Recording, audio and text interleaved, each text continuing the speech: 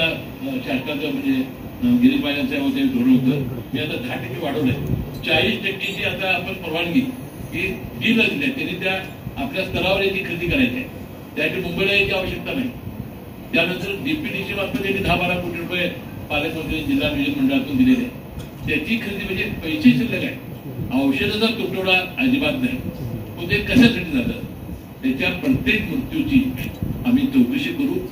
आणि कोणी चुकला असेल हलगर्जीपणा केला असेल त्याला आम्ही कसल्याही पद्धतीने त्याच्यावर कारवाई करू। तिघांच्या डॉक्टरची जी समिती आहे त्याचा अहवाल प्राप्त होईल उच्चस्तरीय समिती नेमू आणि ते सखोल चौकशी करू यामध्ये कोण हलगर्जीपणा करणार असेल कुणाच्या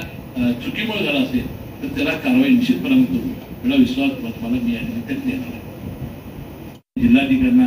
तशा प्रकारे सूचना नांदेडच्या जिल्ह्यातून आम्ही दिलेली आहे। आता जे साफसफाईचं काम आहे त्यामध्ये युनियन आणि याच्यामध्ये काही वाद होतात तरी सुद्धा ते आउटसोर्सिंग कसं करता येईल आणि तात्काळ या स्वच्छतेचा प्रश्न कसा मिटवता येईल याची कारवाई आम्हाला तात्काळ करावी लागेल। आता जे दिन आहेत त्याला 4 दिलेला आहे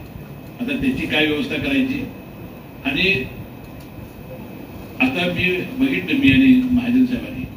500 बेडेडचं हॉस्पिटल आहे आणि रोज 800 ते 1000 पेशंट येत आहेत आणि 300-400 पेशंट ही खाली झोपत आहेत। लहान बाळांची व्यवस्था जी एनएमसीच्या नॉर्मप्रमाणे आहे ती 6 बाळांची आहे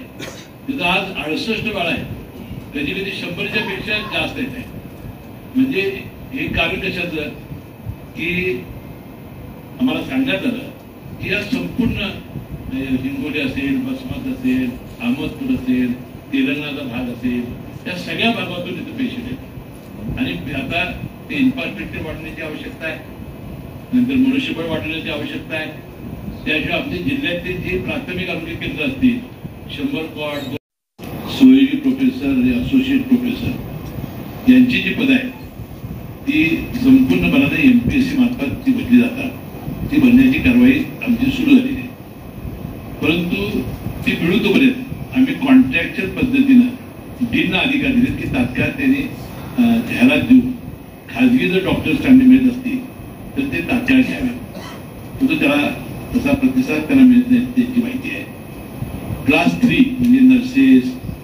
स्टाफ वॉर्डबॉय वगैरे जे आहेत त्याचं 100% पदं